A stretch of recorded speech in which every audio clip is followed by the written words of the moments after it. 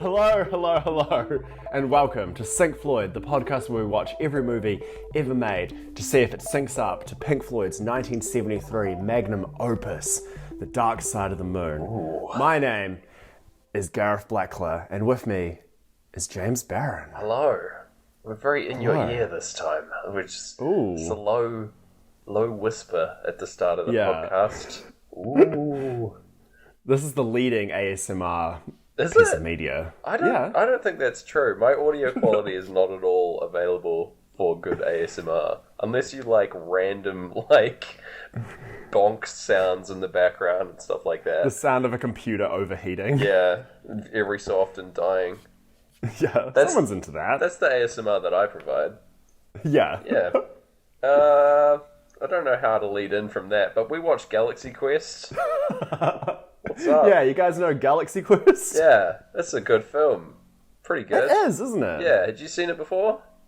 Yes, it was the one I would have grown up with. Oh, yeah. It would have been on TV all the time. And then I think I kind of just put it aside. It's like, oh yeah, it's that Tim Allen movie. And then I think it was you, we were just watching it once, and I was hanging out with you. And I was like, yeah, this is great. This is very well structured. Ticks everything it needs to do. Yeah. Yeah. I would say... I wouldn't say... No, sorry. No, you go. I wouldn't say I laughed in this watch, and it might have been because I didn't have the audio. But I was definitely in on the plot. I wanted to know what was going to happen. Yeah. I was happy when things were called back, and I was just well done movie. Yeah, I'd say so. Yeah, probably the jokes wouldn't land as well if we're only reading them in subtitle form. Yeah. This is the issue with just in general watching movies in subtitles only. I feel like we're missing a little bit of what makes movies great, but it's fine. We replace it. We surrogate father in a group of bloody Floydsters in there. So, What's your relationship with this film, and are you more familiar with this film than the popular media it's parodying? I would say I do really like this film. I think it's a really good comedy. To say that it's like a parody of Star Trek, I feel like is a little reductive in general. It is definitely it is a parody of Star Trek in that it's operating and making jokes about all the things in Star Trek, all the contrivances and things like that. And it's a pretty direct reference to that show. But I think it goes beyond beyond what Star Trek does and isn't trying to do dumb jokes about it. It's got its own story and its own stakes and stuff, which a lot of comedy movies don't actually do. So I think it's a good movie on its own merits, and it's got a fucking amazing cast, which I really love. My goodness, I really love watching on screen. I would say I am more familiar with this movie than I am with Star Trek. So I have fairly limited knowledge of Star Trek, but I am currently watching The Next Generation at the moment for the first time. So cool. I know some stuff, but not too much. I think Star Trek, and probably to a different extent Star Wars, a lot of people, especially people our age, are more familiar with parody and things they've absorbed. Similar to, I guess, Point Break. A lot of people probably haven't even seen Star Wars movies, but know everything that happens. Yeah, that's pretty fair. It is one of those very zeitgeisty ones. It's being captured by our culture so significantly that you can barely avoid it, and you'll pick it up through osmosis. So that makes sense to me. Which works well for a film like this, because obviously trying to be a big Hollywood comedy, they can't rely on everyone having seen this short-lived 70s TV series. Yeah, it's true. There are jokes in there for Trek fan type people, but there's also just jokes in there for everybody to get. So yeah, it works pretty well. I think it's a good old film. It is. How do you think it compares? Because I thought a lot about. Have you seen the Black Mirror episode about Star Trek, the USS Callister? Okay, fun fact about me, I haven't seen that at all, but it's because... That is a fun fact. Have you never seen any Black Mirror? I've seen the first episode, which is apparently what turns a lot of people off of Black Mirror. I watched that episode and I was like, geez, maybe this isn't the show for me. Fair enough, yeah. Stopped watching after that. But yeah, I've heard that, like, obviously the show goes in lots of different other directions and is actually quite good. But starting it out with that first episode, man, alright. It's certainly a choice. Do you want to know and I shouldn't tell people this because people get really mad, my Black Mirror history? Sure, go for it. I'm not going to get mad. Yeah, you'll be fine. It'll just be all our, furious deepfake listeners. Yeah, true. So I've seen probably 5 episodes of Black Mirror, and they are, in order, Season 3, Episode 4. Okay. Season 1, Episode 3. Season 4, Episode 1. Right. Season 4, Episode 6. Okay. The Bandersnatch movie. The Choose Your Own Adventure. That's its own thing. And then Season 5, Episode 3. And I haven't seen any of the, like, iconic kind of British ones. I've only seen the real Hollywood ones, or the ones that, like, people chat about. I think that's fine. Like, kind of the point of the show is that each episode is its own, like, little short story, effectively, right? Thank you. Very X-Files-y in that way, that you can probably get away with not, like, watching things in sequence. Yeah. Yeah. There might be, like, subtle references to other things, other episodes within episodes, I don't know. But I think you'll be fine just watching it like that. I'm not going to begrudge you that one. I think it would be alright. Yeah. And to be honest, like, we started with episode 8 of Pink Floyd. It's true. We skipped a lot. Yeah. Yeah. There's, like, whole lost seasons of the show where we watched every movie ever made with the first 7 albums of Pink Floyd. Yeah. And so... they never landed. It never comes up. We've finished, like, every movie ever made and Pink Floyd already. Yeah. 7 times. Pretty much. That's why we're so good at this. But, yeah, like, I think it's fine. Oh, I think it's alright that this is the one that we released to the public. yeah. We finally got our chops. We got our credentials in order, I think. Yeah. Doing Our the hard box yards. set comes out. Like, it's the entire warehouse from Raiders of the Lost Ark, but just entirely of our, like, recordings. Our podcast recordings on, like, mini discs. Yeah. Yeah. That's the only way. Oh, yes. The true format. Shout outs to you if you've recorded this podcast to a mini disc and you're listening to it that way. And you're giving it to friends for this holiday season. Yeah. That's the gift that keeps on giving. Yeah. Should we start the podcast proper? I don't know. Yeah. Speaking of being very good at podcasts. Yeah. Let's podcast. This is one. We got, Galaxy Quest. Let's go. Let's go on a quest together, Gareth. Yeah, you and I. Yeah. Speak to me, as we do at the start of the show. Opening titles, as you do. There's it starts with an episode of Galaxy Quest, the, like, variant of Star Trek, basically. Yeah. Playing out in 4:3 on screen. I quite like that. Yeah. And it's kind of, like, zoomed back as well. There's a lot of gap above on the top. Yeah, because, for us, we're watching in, like, wide cinema scope, right? Yeah. So you get the letterbox effect anyway. But good point, yeah. yeah, so yeah, it is, like, it's quite interesting. Originally, they were supposed to have this 4:3, and then it would go out to a little bit extended, like 16:9 kind of size for the film.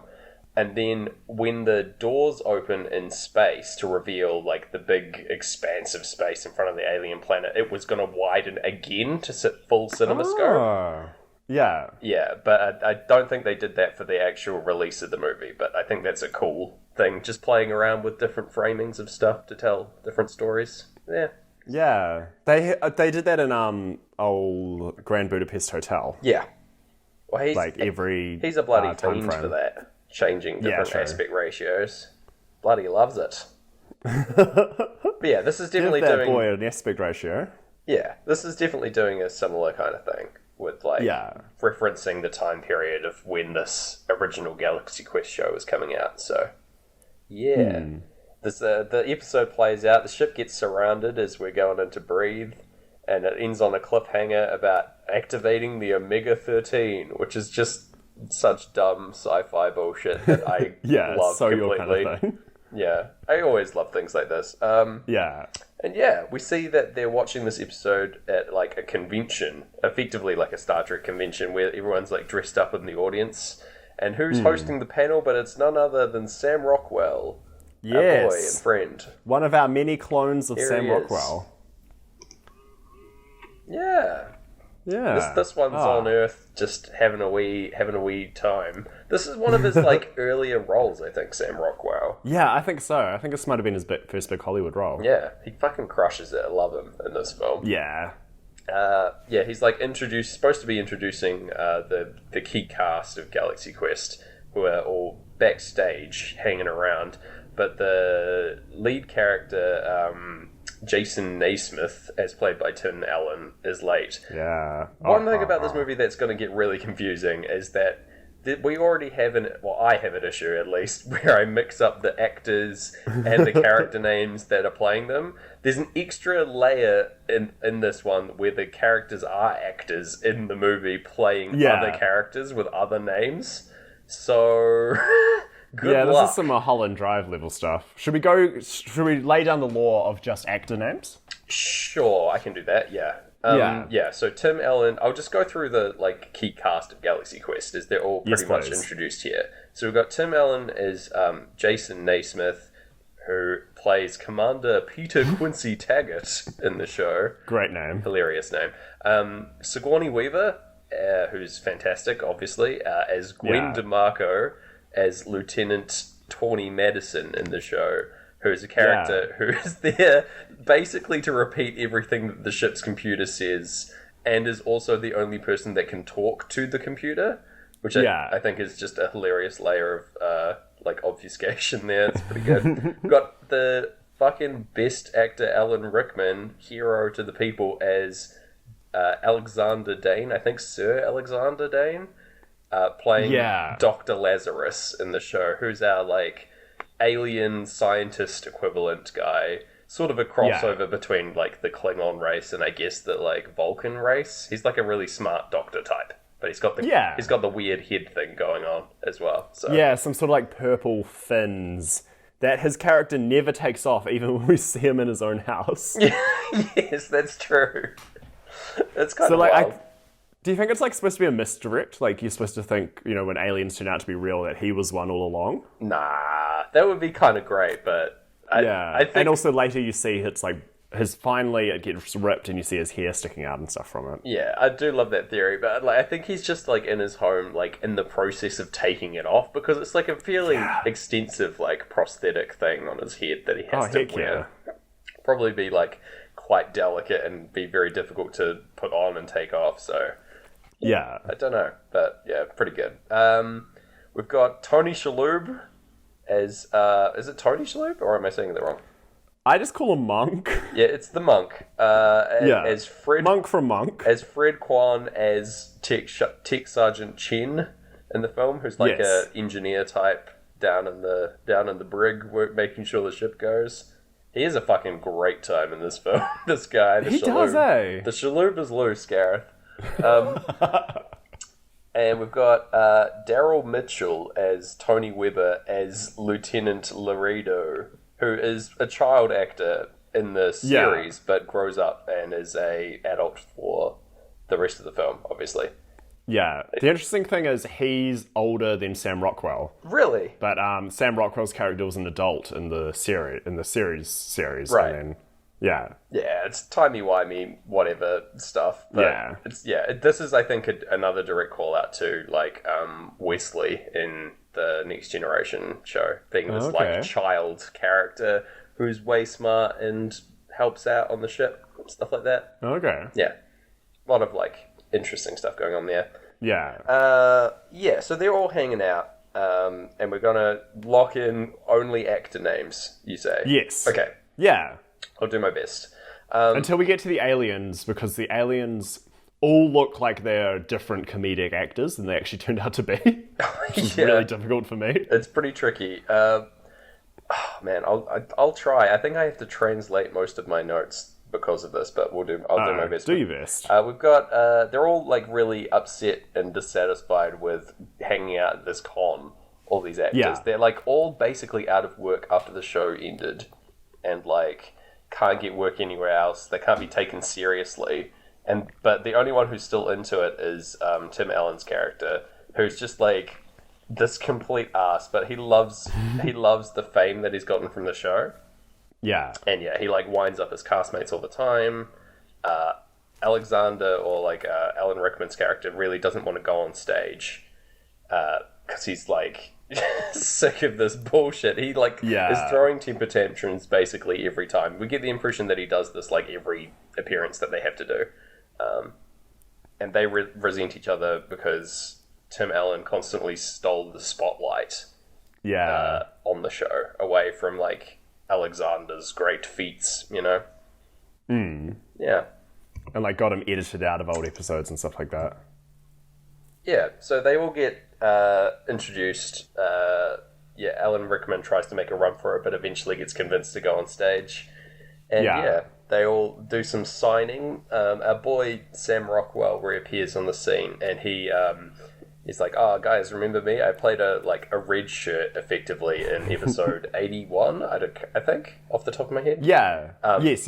Yeah. Yeah. So a red shirt, for the uninitiated, is like background character on the show Star Trek who exists either for just like plot contrivance or just to get killed in the background of a shot by like an alien or something like that. They have a very low life expectancy. To be a red shirt is to be one day away from death. So, you know, he's like, that's his key character thing. But he wants to like get in with the cast and like sign with them, which is very funny. Yeah.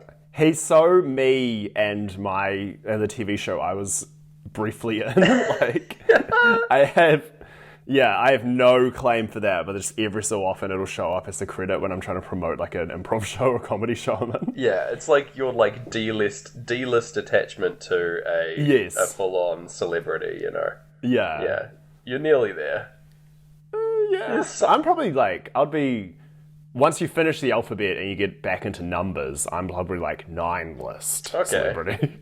I mean, you were on the show. I can't like begrudge you that. You've appeared on screen in a similar fashion to Sam Rockwell appearing in Star Trek. True. So, you know. And my character died an incredibly bloody death. Did he? In this kid's show. Oh my gosh, I didn't know that. And fan fiction. Oh wow. Yeah. It's very dramatic. Oh, man, you gotta read the fan fiction I wrote. The true lore. Yeah. Oh, amazing. We've got our boy Justin Long appearing in the film here. Yeah, his movie debut. Yeah, he's super young in this. Like, probably younger than 18, I would say. Maybe slightly older. He's doing great. This is apparently the movie that, like, made him famous. Or, like, no way. It's the movie that got him the, like, Mac and Windows gig. Whoa. Which is kind of wild. Yeah. But yeah. Do you think Pink Floyd are Mac or PC guys? I think they, through necessity, would be Windows users. But I could be wrong. They're just in habit. Yeah. The Windows logo kind of looks like a prism, I would say. Oh, yeah. Like, there's light refracting through that boy. The Mac OS X logo at the time would have been just that weird face. So, you know. Yeah. Oh, yeah. A little creepy smiley face. I'm looking at that right now. Yeah. The old Finder face. What a guy. Yeah. Yeah, all the clocks go off in time because we're still listening to Pink Floyd, and that's when our boys the Thermians show up on stage. Yeah. Every time in my notes, I stopped correcting it after a little while, but my phone wanted to make Thermians thermals. Okay. And so every time in my notes it just says thermal. So if I say that accidentally from here on, that's why. Yeah, nobody get confused and think a bunch of people in what we in New Zealand call polyprops showed up. Yes. Nice warm undershirts. Yes, yeah. Or the band The Thermals. Oh, are they a good band, The Thermals? I don't know. I was actually going to ask you. I assumed you'd listen. No idea. I just want to know how they compare to Pink Floyd. Yeah. Well, listen to their album and Dark Side of the Moon at the same time, and you'll know. We haven't done that before. Listen to 2 albums at the same time. Oh, don't will that into existence. That would be cacophonous and terrible. I'm not into that. Yeah. Anyway. Or really great.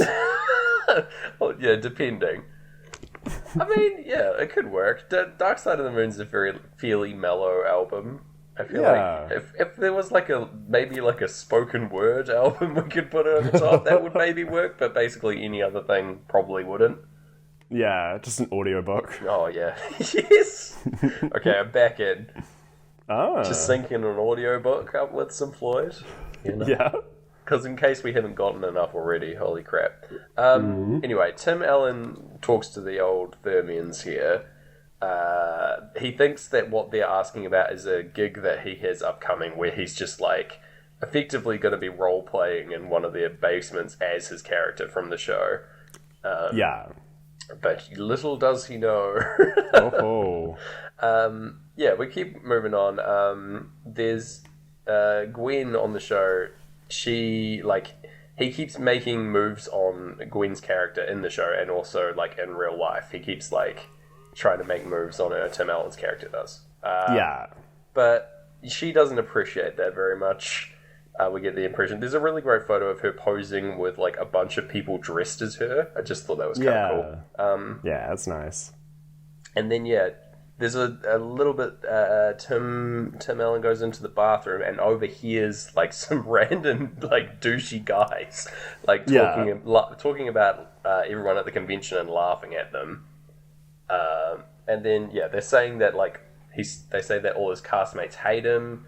And they basically embarrass the crap out of him while he's still coasting off his fame from the show. That's a bit bleak, you know. Yeah, it's also apparently something that happened to William Shatner. Wow, really? Man, that this guy's obviously based on. Yeah.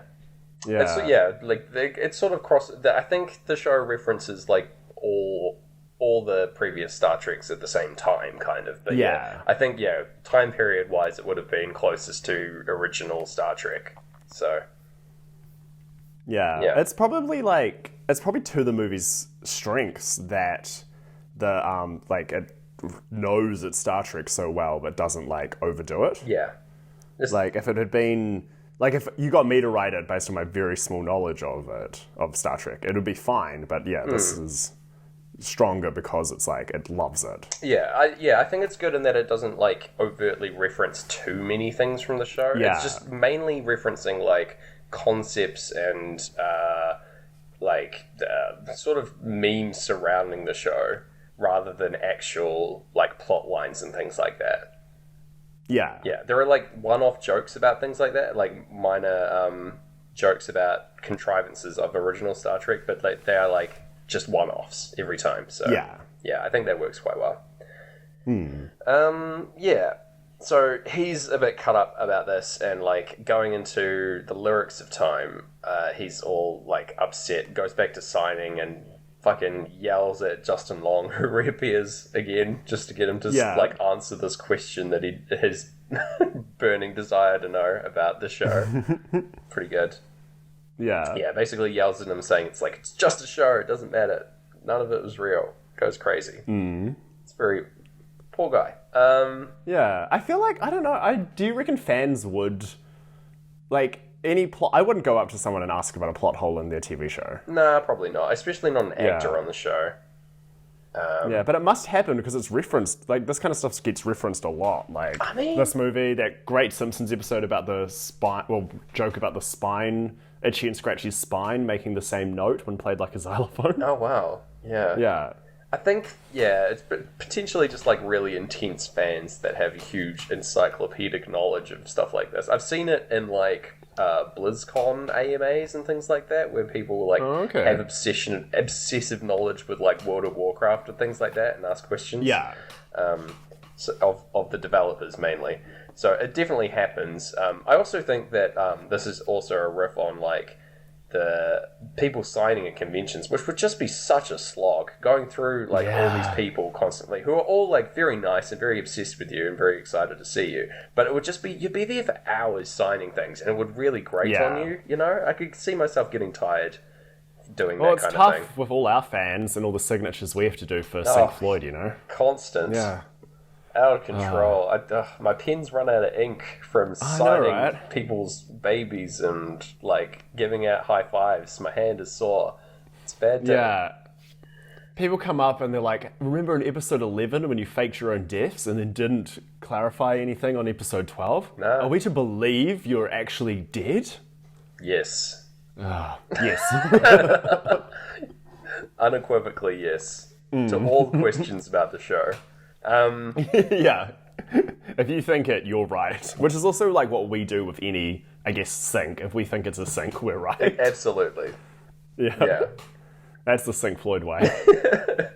We're yes and only. In both real life about the show and on the show.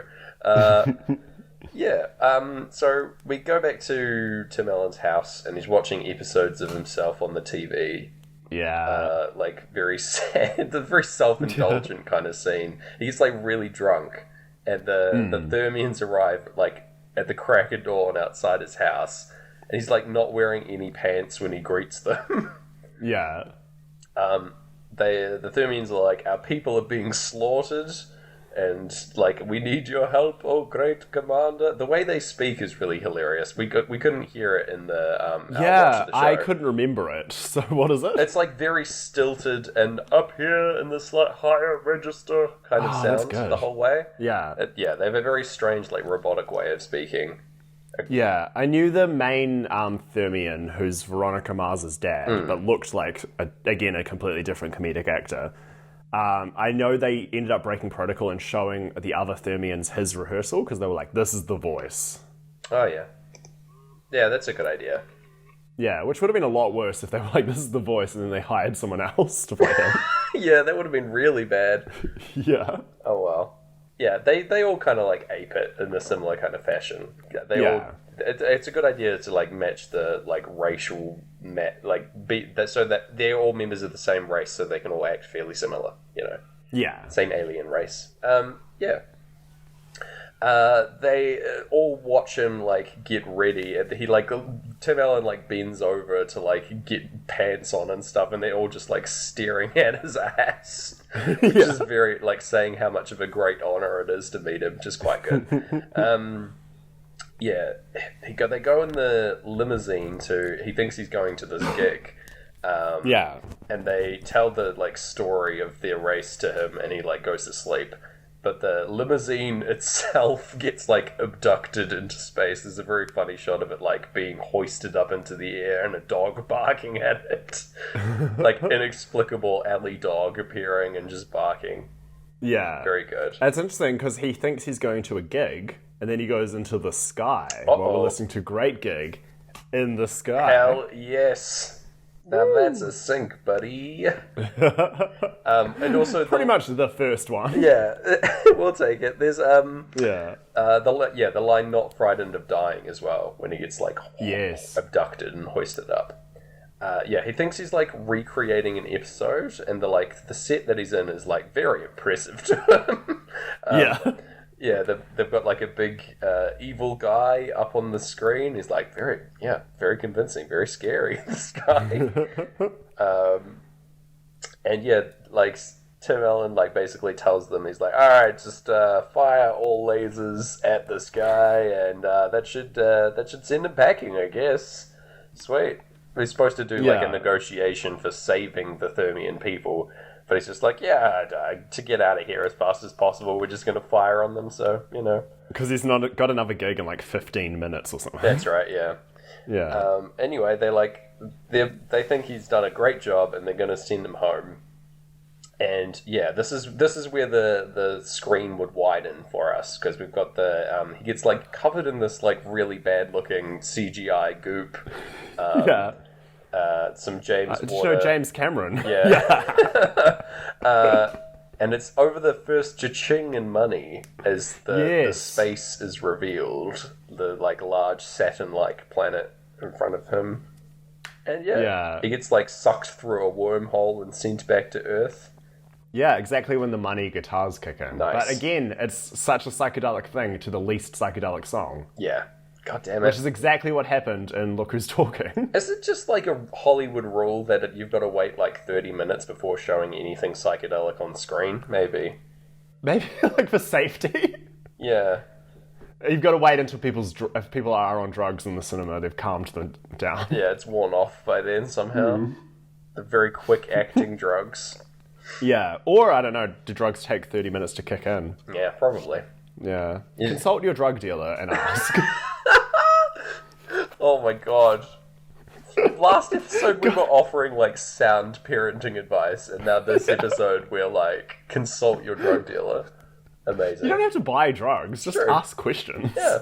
Just find your local. Support local, Yeah. New Zealand. Oh yeah. Stop getting drugs off Amazon. Oh my gosh. Amazon? Bezos's big drugs co-op. Yeah. Fuck. I do really love the shot of him when he's landed, of him just like shaking in his boots as the like Yeah. a small circle on the ground like disappears underneath him from where he was like launched to. Yeah. Very good. Yeah, so the rest of the crew are all opening an electronics superstore in the background of this, and we get the fantastic line delivery of Alexander's famous line by Grabthar's hammer, but he twists it to be water savings Yeah. at the end, which is just nothing, but it's still really funny. Yeah. Oh my god. That's exactly what would be in the contract by someone who like doesn't quite know the show. Yeah. But it's like, we can get these celebrities. It's a recurring bit that like he really hates this thing that's become his catchphrase. Yeah. And he hates saying it, and yeah, he's being forced to for a paycheck effectively. Yeah. There's a very quick little sequence where Justin Long reappears on the scene and bumps into Tim Allen again, and they swap little communicator things. You got a little communicator from the Thermians. This will come up to be important much later. Oh, yes. But yeah, I forgot about it for a brief time. But yeah, this does happen. yeah. Or Justin Long's Hey, having that's a bad good. run. Oh, sorry. I just said he's just having a bad run with Tim Allen. He'd like talking to him, like got yelled at by him yesterday, and then fucking bowled over by him today. God damn, rough stuff. I feel like it's the opposite of what would happen when you actually met Tim Allen, and that he'll be real keen to talk to you, but only about his problematic politics. Yeah, probably.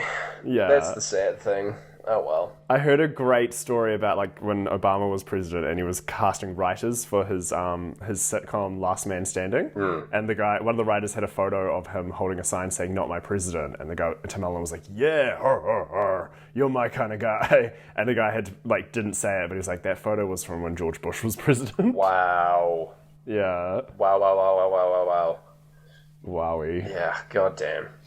Yeah. He's not a very in touch kind of actor, but Yeah. oh well. This is also our second movie in a row starring like a big Trump supporter. Oh shit. Oh no. We got to switch it up next episode, so it's fine. But If we're doing what I think we are for the Christmas special, we don't know any of their politics. it's true. If anyone's going to be out of touch, it's the cast of that upcoming movie. So Yeah. yeah. Okay, we'll cut back to this quick proviso. This podcast is not pro-Trump. Sorry. Yeah. I'm willing to cut off half of our American fan base. Get out of here. Yeah. Well, I checked on election week, because we do have some American listeners, and you can look at the stats. And I was like, which way did the states that listen to us vote? And then I was like, wow. uh-oh. Oh, really? Yeah. Oh, no. Well, see you later. But I think, again, they're ones who may be like, oh, yeah, I grew up with Pink Floyd. Let's listen to a podcast while I'm doing, housework or something. Yeah. And then probably just like, okay, these guys know nothing about Pink Floyd, and also, I don't know about their progressive, caring politics. Yeah. Oh, well. That's fine. Yeah. If you're still listening, shout outs to you. What if we've changed someone's political viewpoint? I doubt that. Just as much as I doubt someone conceiving to this podcast, Gareth. What if it happened during the same listen? Oh, wow. All right, back to the movie. Right, we got, yeah, so Tim Allen comes over and he's, trying to convince them to, come into space with him, basically being Yeah. like, I went up in a ship, it was really cool, and they were like, what the fuck, he's flipped. And so they can't be convinced basically because he's just such an asshole. Yeah. There's a very funny sequence of them like all hanging out in like the back of a van, and they're just like, oh, what a bastard! I can't believe he's like this. He's like, but it is like maybe this is one of the last times he'll offer us a job. Yeah. And there's like that desperate that they still want to come because it's a gig. Poor guys. Yeah, fair enough. Very bleak. But yeah, they go up to one of the Thermian people and they're like, yes, we want to come with. And so they get warped to the ship and all the Thermians come out in their like true forms as like these little squiddy guys with weird like implements, like little clacky things that were like strange like doctor's equipment or surgeon equipment. I don't really know why. It's not clear. Just to be extra spooky, I guess. They think they're going to get probed. But yeah, they transform back into humans very quickly. Very funny. Tony Shalhoub didn't come with them on this first launch, and so he never sees the like squiddy form of them, and it's just like, why are these guys like freaking out? That's weird. Yeah. It's great. So him and Tim Allen. I thought for sure he was just going to be forgotten and like left on Earth and maybe come up later. Yeah. But no, he's got to come along. He's got some of the best lines and stuff in this whole film, I think. He has a really lot of fun with his role. Yeah, you can't just leave the shalom. Yeah, exactly. We've got us and them playing over the crew meeting all the Thermians/thermals, and they all know, all the Thermians know them all by name and like are all excited to meet them because they think that the show Galaxy Quest is historical documents that all this stuff was real and it was all all happened, and they're all great heroes to their people. The Thermians have like based their whole society around these historical documents as well, and being faithful. Yeah, they've built an accurate version of the ship. Yeah. Right down to every plot hole. Exactly, yeah. They're like, they also live to like the prime directive, effectively, of like being friendly and peaceful throughout the galaxy, etc. To like the point of being self-detrimental to themselves, you know. Yeah. They also don't believe in like deception or anything like that. Yes, this is so sweet and sad. Yeah, they don't understand what lying is.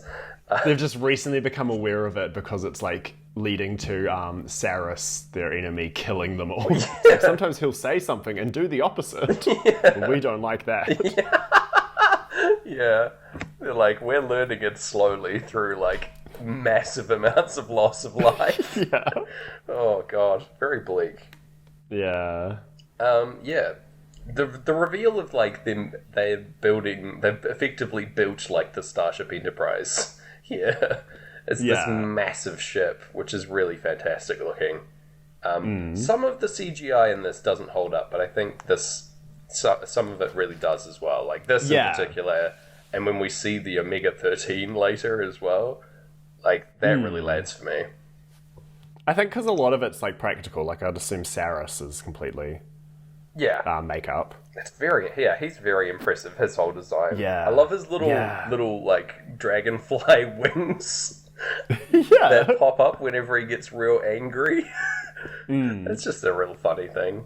I like that he's got like spider legs kind of coming out of his head, like a weird haircut. Yeah, he gives me like real Abe's Odyssey vibes, if you remember that. Yeah. Similar kind of aesthetic, except more like insectoid, I suppose. Anyway, that's neither here nor there. Yeah, the crew are all like freaking out and wanting to go home, and also Alan Rickman's character thinks this is all feeding into Tim Allen's like egomania, effectively. Yeah. Which he's not wrong. Yeah, he's like gotten everything he could have ever wanted, effectively, and he gives out to live out his like power fantasy on the show. And so he's apprehensive about that. Yeah. So they're like, all right, they effectively have to stick around to try and save the Thermians, and so there's a real fun sequence of Laredo trying to, quote unquote, trying to fly the ship And him like yeah. scraping into the side of the spaceport. It makes this like horrible nail on chalkboard sound. Yeah. It's great. They do make it out, but it's very silly.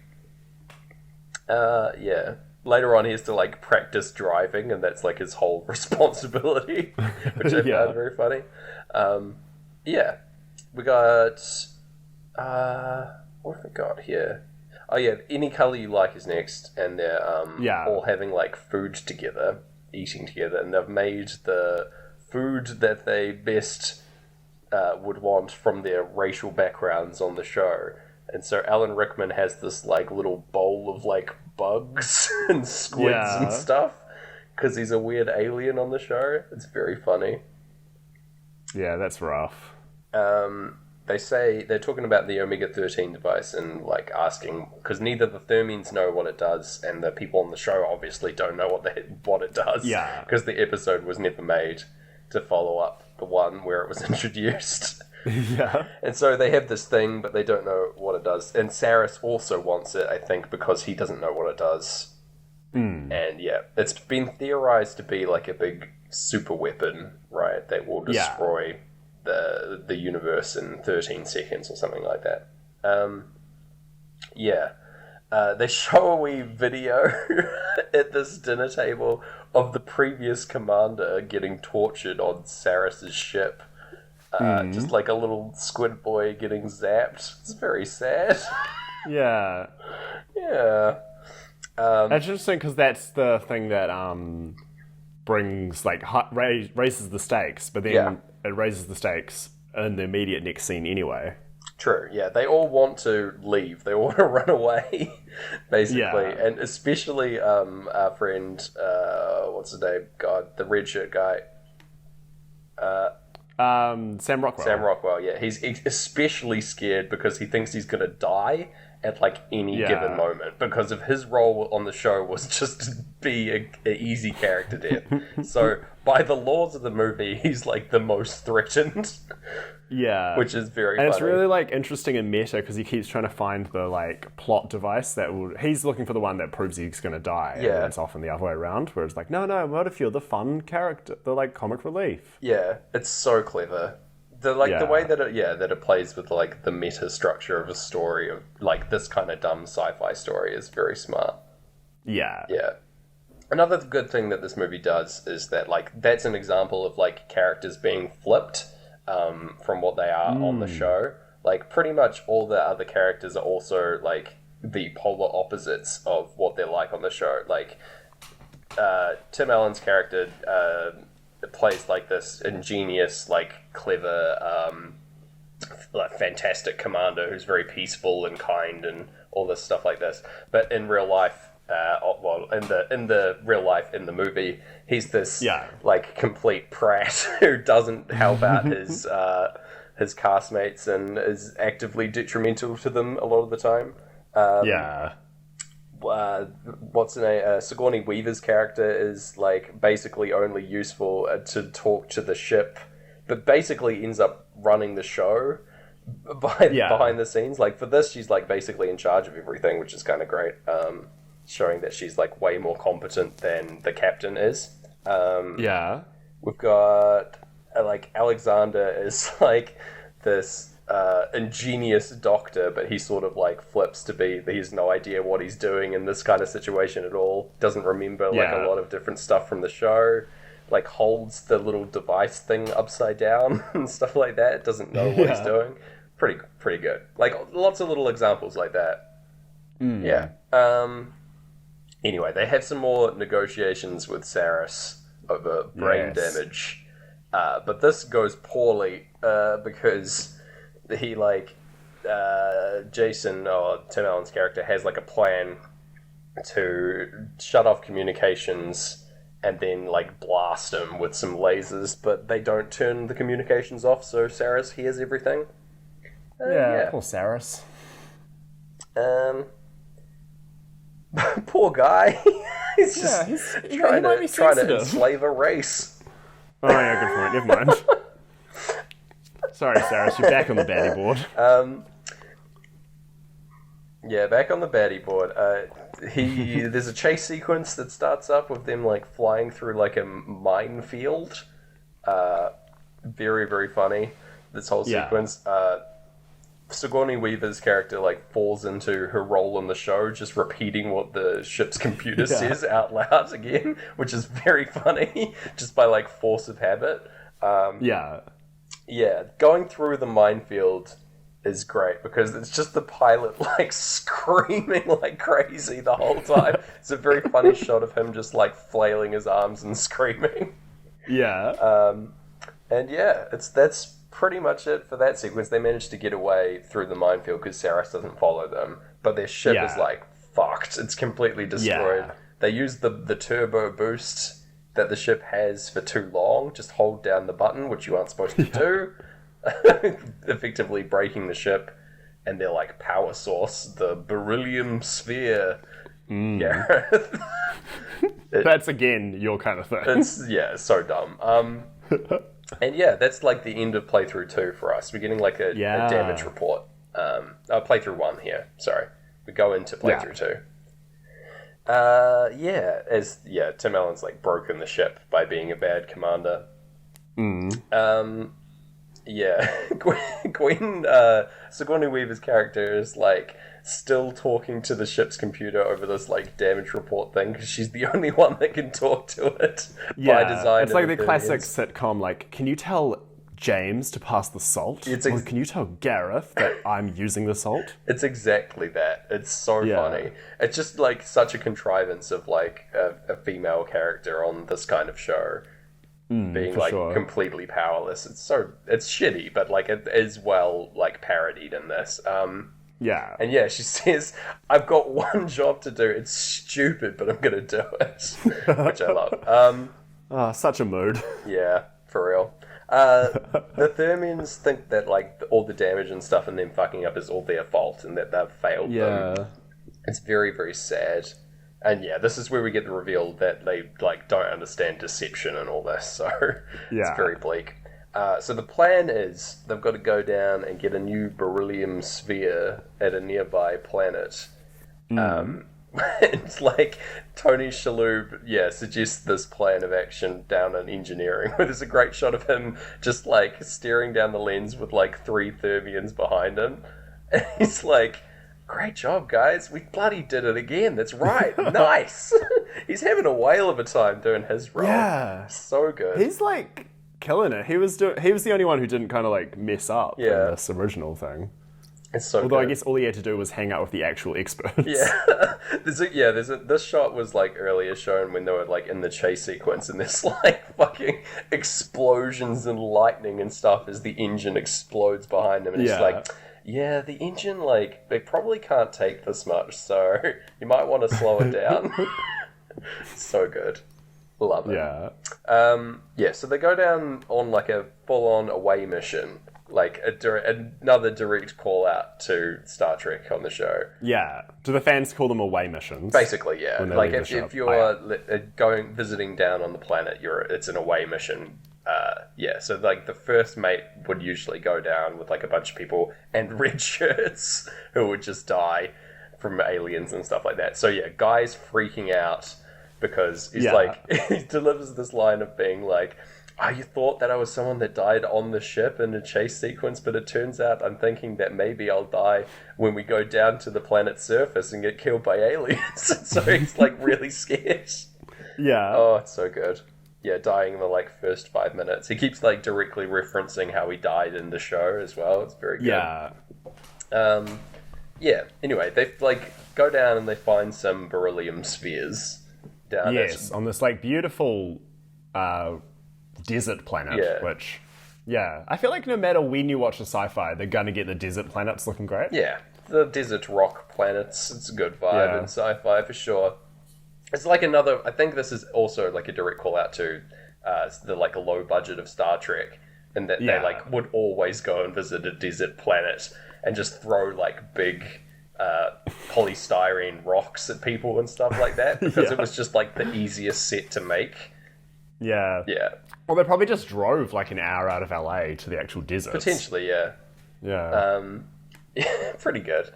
We get all the clocks going off as all the little aliens come out. They look like little children, these aliens. They're pretty cool design. Yeah, I like them a lot. They're something I remembered from childhood. Yeah, they got little sharp teeth.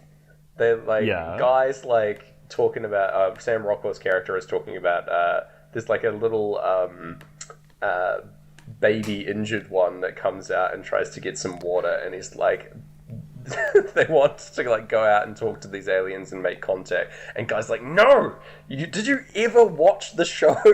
They're gonna turn out to be evil. And lo and behold, that is exactly what happens, which is great. Yeah, they eat their weak. Just another like meta reference. Yeah. Yeah, they like gather around him and devour him. It's pretty rough. Yeah. But yeah, they manage to get a sphere, and like all the little aliens spot them and start giving chase. And Tim Allen gets like left behind on the ship. Another thing that happens a lot in Star Trek. Yeah. One member gets like trapped on the planet, and the rest of the mission or the rest of the episode is them trying to get them back. But yeah. Because of this, Alexander Alan Rickman's character keeps like is furious because Tim Allen is stealing the spotlight again by being left to die. It's fucking great.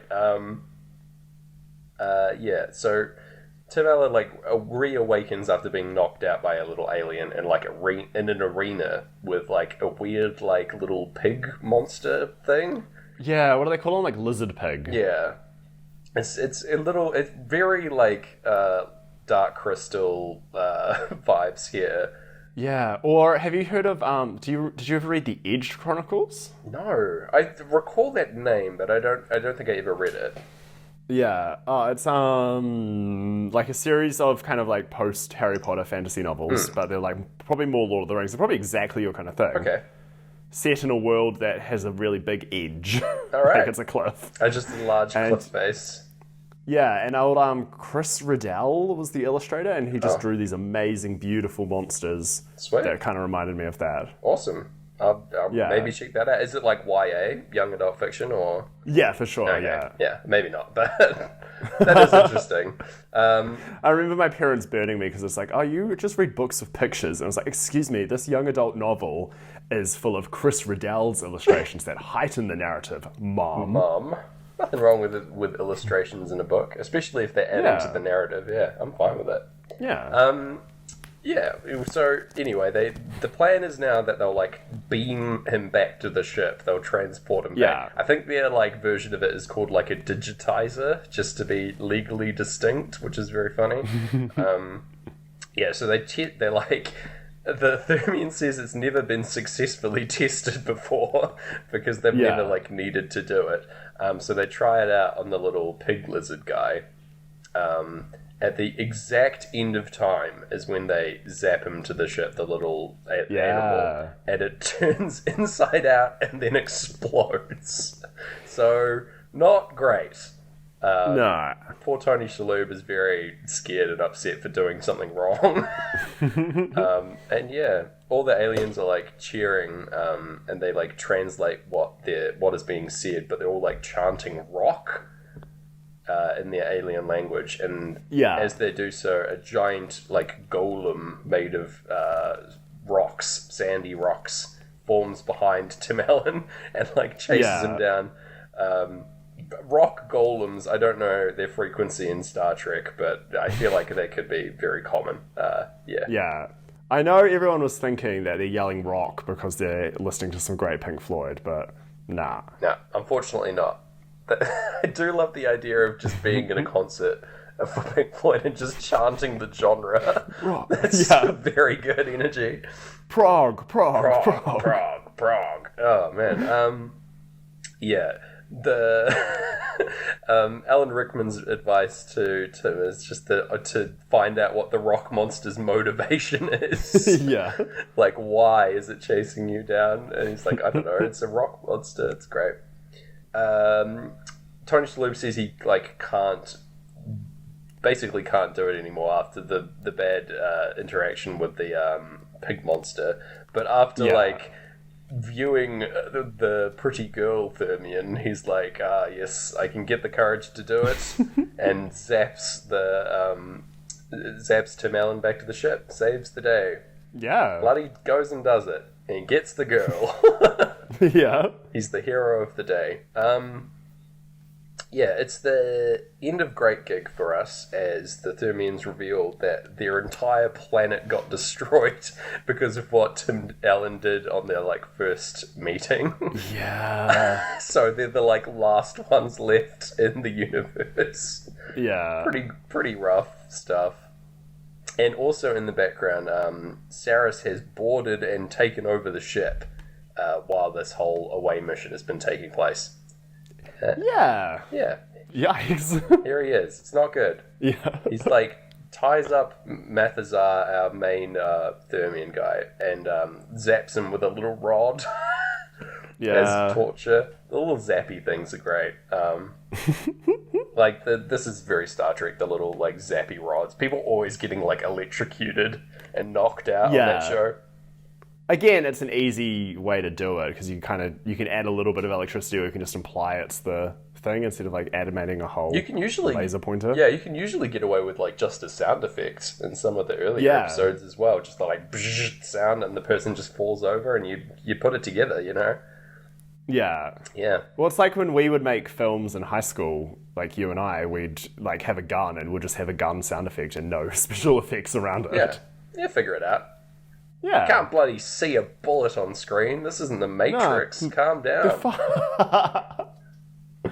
Yeah, man. Alright, yeah, so the big reveal happens that all the historical documents were fake. Tim Allen has to, basically explain to Mathazar that they've been lying the whole time. To, pretend. The show's all pretend. And Mathazar, breathlessly goes but why? Which is so great. Just lying on, a little thing. Oh, man. Yeah, it's very bleak. This is quite high stakes for a comedy movie, I think. This whole thing. It's got, layers of... It starts taking itself a little bit seriously, which is pretty cool. A lot of the time in other similar kind of parody movies, I feel it wouldn't have its own plot or anything like that. It would just be a piss take the whole time. And there's no, narrative stakes. But this movie does have that, and I think it is better for it. So, there you go. Yeah. There is also, I often wonder with a comedy film, it's often hard to make a film stay funny for, 2 hours. I've never really seen one that's been consistently crack up the whole way. Crack up. Crack up. Oh, crack up flick. So often they go too far one way and they just get completely serious, which is sort of what this does. Yeah. But again, because I was enjoying it not as a comedy, I was this is great. Yeah, I think that's the thing about it, right? It's just a good movie on its own merits, but the fact that it's also a parody of this thing is great. It's an extra layer of funny on top of being a good story. So, yeah, I'm into it. Yeah. It's a parody of a Star Trek movie that is also a Star Trek movie, I would say. Yes, yeah, that's a good way to put it. Yeah. Yeah, so the plan... Saris's evil plan... Yeah. You were going to say something, sorry. Oh, this is the point, though, I would say it does get serious. Yeah, from here on, basically, We've got, Saris is going to, launch the Thermians into space. He's going to, fill the air, suckle the air out of a room and, torture them all and then blow them all into space. And also blow up the ship with, a core explosion or something, Something silly. Yeah. Straight out of the show. So... In order to get away, Tim Allen and Alan Rickman have a fake fight, the classic move. I believe that the characters in Three Dividam also do this exact escape sequence, which I was into.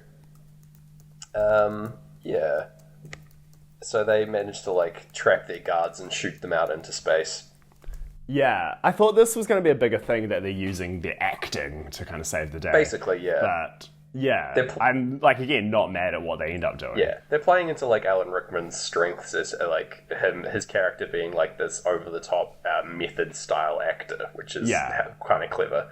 But yeah, they don't. It's like only a short bit. Yeah, they see, and then they begin their schemes. Yes, so to save the day. Lots of people go different ways. They're like. Sigourney Weaver and Tim Allen have to go and shut down the reactor manually, as you do. And Alan Rickman has to go and save the Thermians, who are like trapped in a little room suffocating. I think Tony Shalhoub's character has to go and like try and unlock the doors is his move. And he's going with it. That's ringing bells, yeah. Yeah, he's got to go, do something like that. Anyway, so Sigourney and Tim Allen go, and their plan is to shut down the reactor, but they call up Justin Long with the little communicator that I'd forgotten about. And he's down on Earth, like, just chilling in his bedroom. Yeah. And, it's pretty great. They have to basically say, the show's all real. Yeah. Right after like telling him that it was all fake like 2 days ago, he's like, it's all real. So he has to help out, and he gets his like friends together over the early 90s internet to help. It's pretty good. Yes, and one of these guys, I'm going to tell my kids, is Eminem, because he looks a lot like Eminem. All right, there you go. Yes, one of the Thermians also escaped using Dr. Lazarus's techniques of Vulcan stealth, effectively. Yes, this is very important because Alan Rickman is walking in a hallway. Yes. He hears something. He looks up. It's one of the Thermians as a squid man. Yes. He looks up when Pink Floyd say up and down. Woo! And I want everyone to get out their graphs and put a big red dot right here in the movie runtime. Okay. Because, oh my god, there have been no syncs. Yeah. The syncs go wild from this point on. We're popping off with syncs. This whole like escape sequence, we're chock full of them. We saved them all. It is bonkers, yeah. So we got so he's like used his knowledge to like help out. He's like effectively like the first fan that Dr. Alexander like actually has that takes him seriously, which is kind of great. So they're crawling around in the ducts under Justin Long's advice, going through stuff. They're like trying to find the Omega-13 device. Oh, they go through the chamber where the Omega-13 device is, and they're like look around, and it's just like a spinning fan on the ground, and they're like, this is like, it sort of plays into the like low budget set thing, but then they look up and it's this crazy swirling vortex of light and atoms and stuff like that, which is great. Just the thing being above their heads the whole time is very clever. The thing that it's theorized that the superfan has a theory that the Omega-13 either is a super weapon that will destroy the universe in 13 seconds, or it offers the chance to jump 13 seconds back in time. And Tim Allen says that would be enough time to fix a small mistake, which is pretty clever. Yeah. Just another line to put in your pocket and think about. What do we got? Finally, we've got Guy, the red shirt guy, saying that he'd rather die a hero than be a coward. Because at this point he's certain that he's going to die, but he just like accepts it and says that he'll be like go out this hero, like carrying a gun, like protecting Tony Shalhoub and stuff. And he gets a gun when Pink Floyd sing "The Man with the Gun." Yeah, love it. Oh yes. Sam Rockwell's that man with the gun. But Tony Shalhoub says that maybe he's not the guy who dies. Maybe he's the plucky comic relief, which is great that it turns out that he is. And later on in the reboot of the show becomes the plucky comic relief character. Which is just so smart. Now we've got the chompers bit. Inside there's just go straight onto the chompers. Within the ship there's these like slamming dungeon trap panels is the best way I could describe them. They're like little pieces of metal that slam against each other like Temple of Doom style. And I love how angry they are that this exists in the show. yeah, they keep yelling about like whoever wrote this episode should die and stuff like this. Yeah. Sigourney delivers this line, well, screw that. But if you watch her mouth, she's clearly saying, well, fuck that. Which is awesome. So yeah. She's fully committed to this role, and I love it. Yeah. But yeah, they like dodge through listening to these commands on Justin Long's orders, which is great. Yeah, and again, these like things have such an interesting rhythm to them, Yes. which is obviously their plot point that they have to get through them and learn their rhythm, which Justin Long knows because he's watched so much of the show. This rhythm is very similar to the glitchy bits in Any Colour You Like, the Yes. Pink Floyd song, which is currently playing. Pretty nice.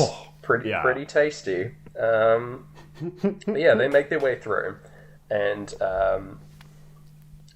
she yells at whoever wrote this episode should die. Yeah. So Tony Shalhoub has a cunning plan, and he transports the rock monster from earlier on board the ship to attack all the little bad guy minions, which is great. There's a really awesome visual effect sequence of like a golem running through these slowly closing doors, which I think is just a really good looking effect at like bumping up against this door and hinging it open. It's great. Yeah. My one note for this would have been funnier if the little cute guys were zapped up and they were like, just because they obviously were super vicious. Yeah, maybe it'd be too gory if that were the case. Perhaps that was the original plan, but yeah, there would just be like sprays of blood everywhere. Yeah, that's exactly what I'm picturing is like cabin in the woods, the massacre-y scene in that. Exactly. So yeah, having the rock good monster point. is probably a little bit more PG.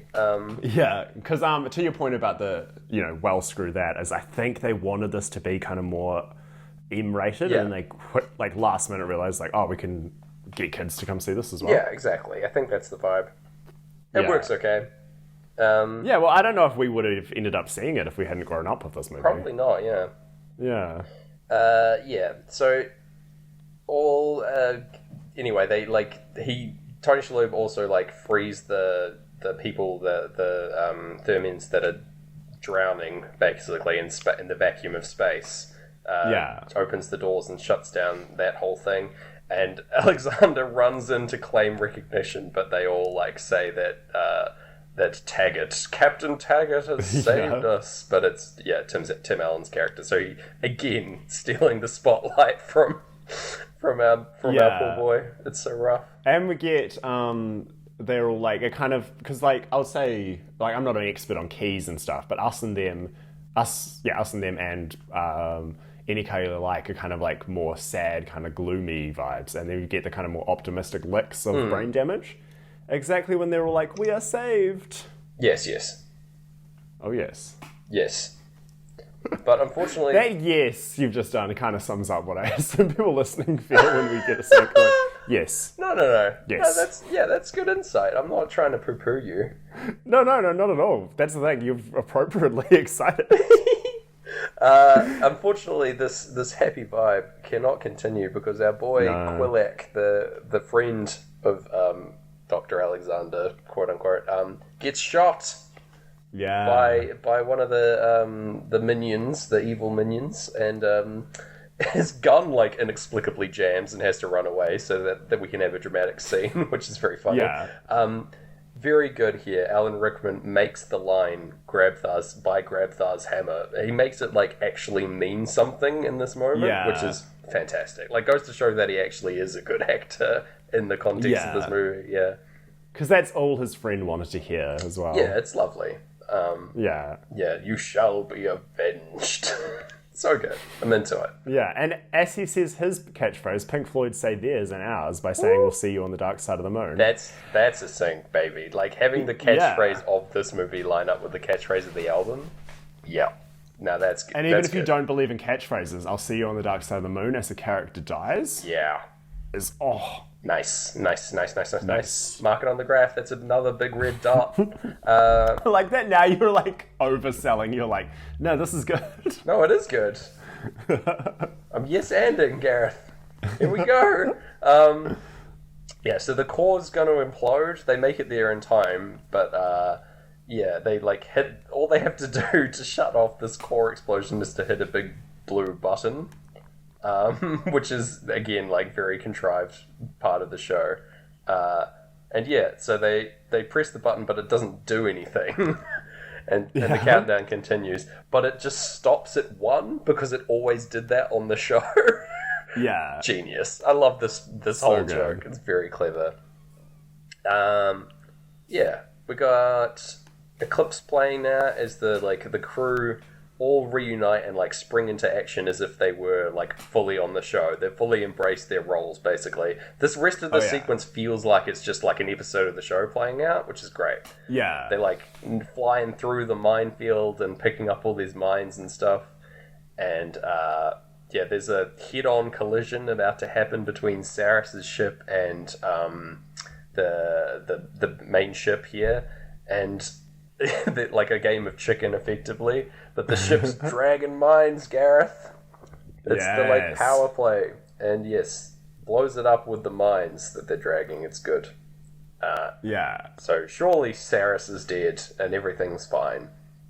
Yeah. And yeah, like this happens. This Credits little sequence. Oh wait, what? This little battle sequence happens over like basically complete silence, going into "Speak to Me Again."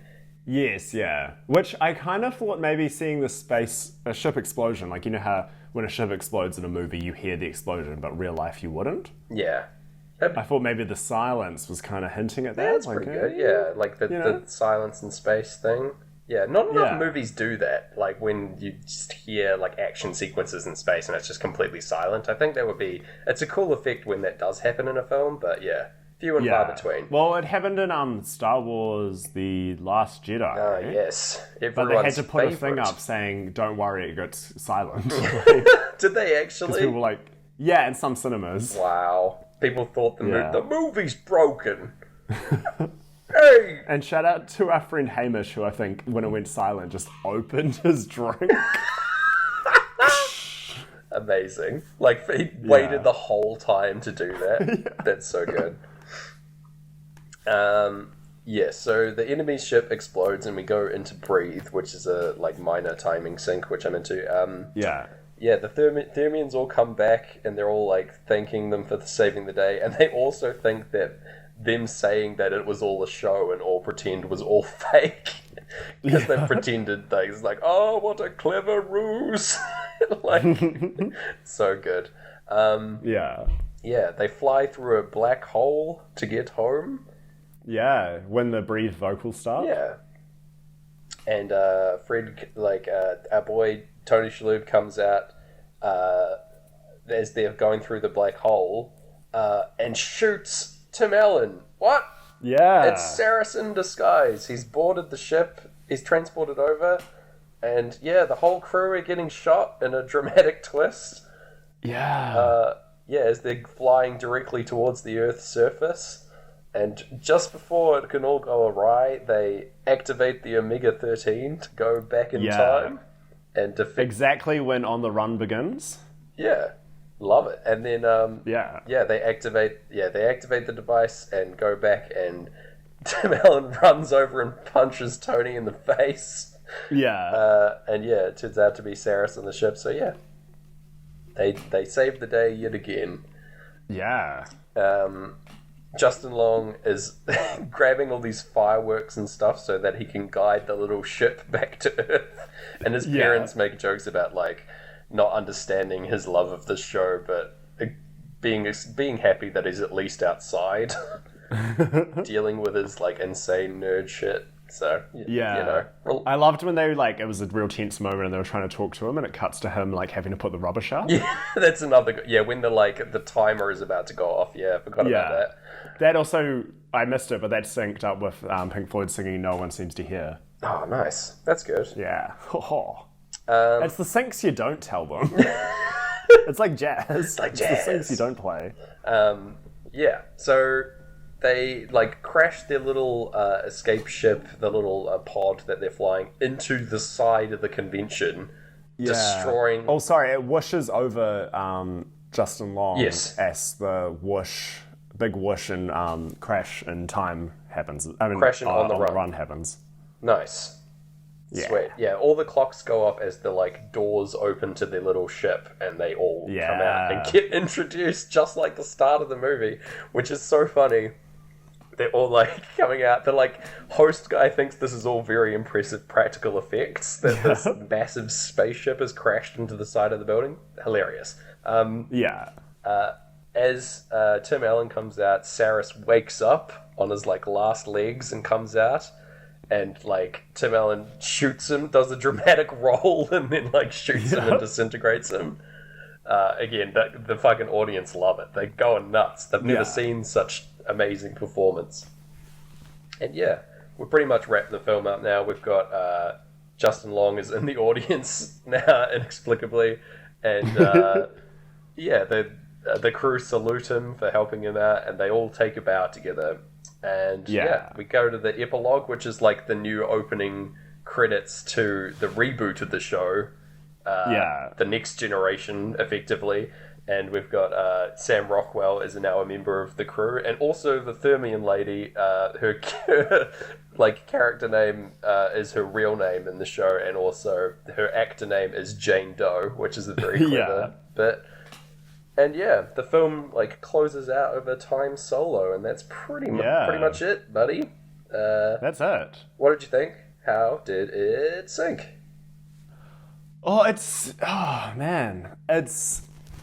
feel like a Thermian, you know. I believed so hard that I wanted like these things to be real, these syncs, and much like the Thermians, it took a while, but by the end I was not disappointed. Yeah.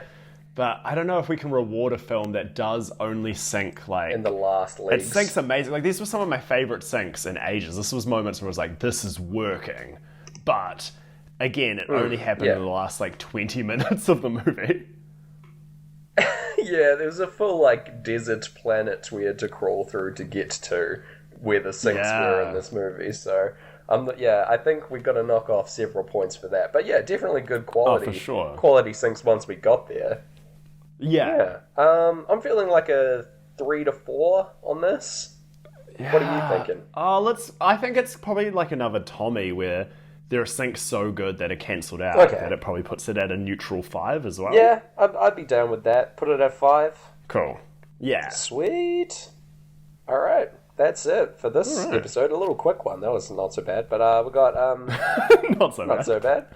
So coming up next week is our Christmas special. Do we want to reveal what that will be? Because that was decided independently of both of us. So yeah. It's a Christmas tradition to, you get all excited for a big ceremony. You might receive a cool new toy, make some new friends.